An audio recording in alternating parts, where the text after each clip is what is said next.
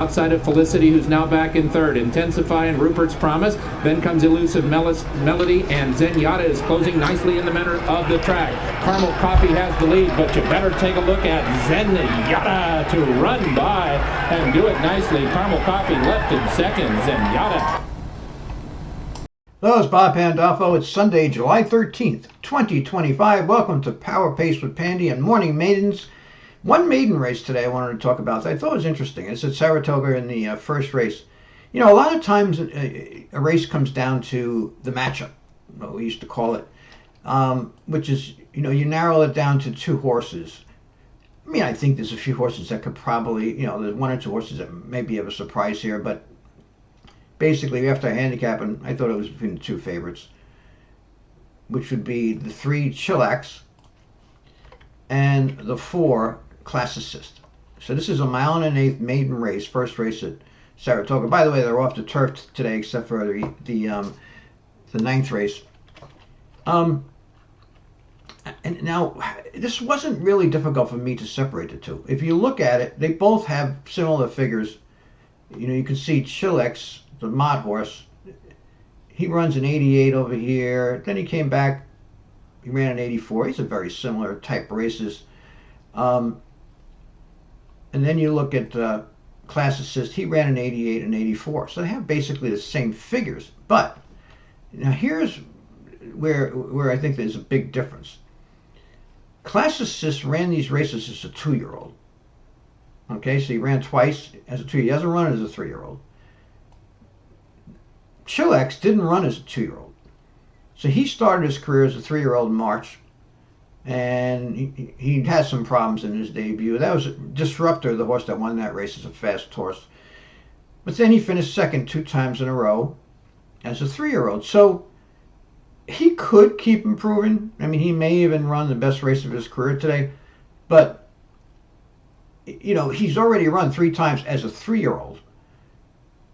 Classicist has never run as a 3-year-old. Now, it's much more likely that a 3-year-old is going to run faster than he did as a 2-year-old than it is that a 3-year-old is all of a sudden going to run faster than he's already run. You know, most 2-year-olds, most 3-year-olds will run faster than they ran as a 2-year-old. And that's especially true if they didn't run much as a 2-year-old. And this horse only ran 2 races. So, I mean, he's probably more developed and bigger and stronger. And, you know, it depends. There are horses that are precautious and they don't improve a lot from 2 to 3. But, you know, as a son of Curlin with this pedigree, I would expect that this horse is, you know, going to be faster this year. He's probably going to, you know, I would be surprised if he doesn't break into the 90s on speed figures.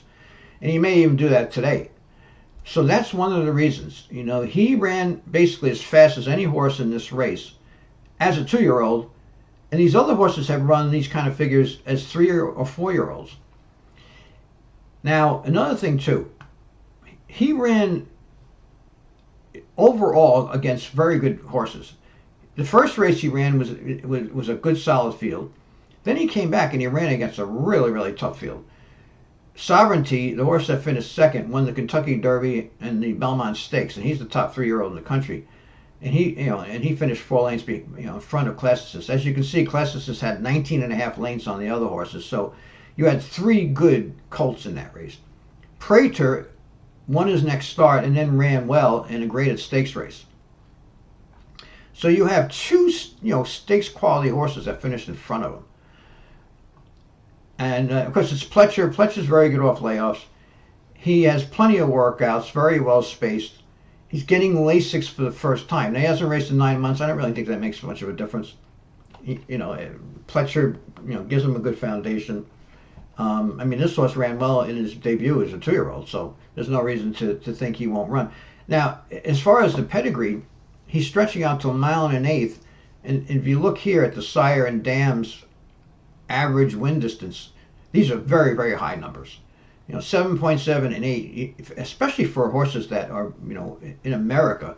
Sometimes you see high numbers from the European horses because they run those long distances over there. But for American horses, this is an extremely high average win distance. So this is a very strong stamina pedigree. So these are the 2 factors. Number 1, he ran as fast as these horses are running at 3, and there's one 4-year-old here, but he ran it as a 2-year-old. So the projection would be he's going to run, faster now as an older horse. And that's one. And the other is he came out of the best races. I went back. If you want to check to see, how a horse, when he faced, just type in the horse's name and put down horse. So I put classicist horse, hit enter. You'll come to Horse Racing Nation.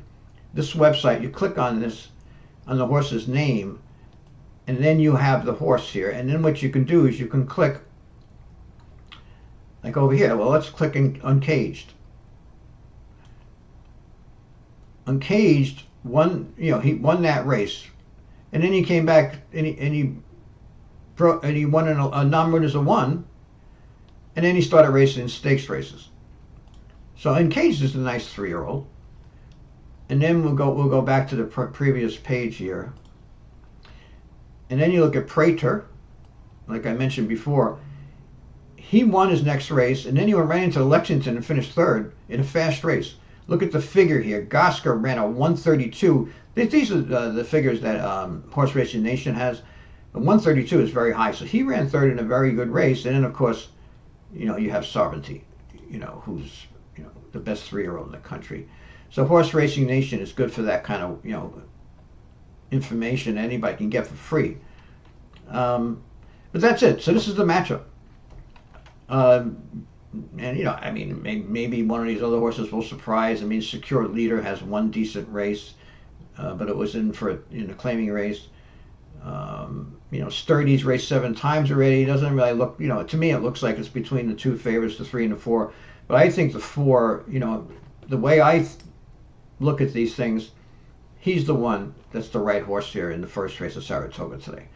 So anyway, I appreciate it if you subscribe to my channel. It's free. That's really important to me. I appreciate that you tuned in too. So enjoy the races, and thanks for watching my video.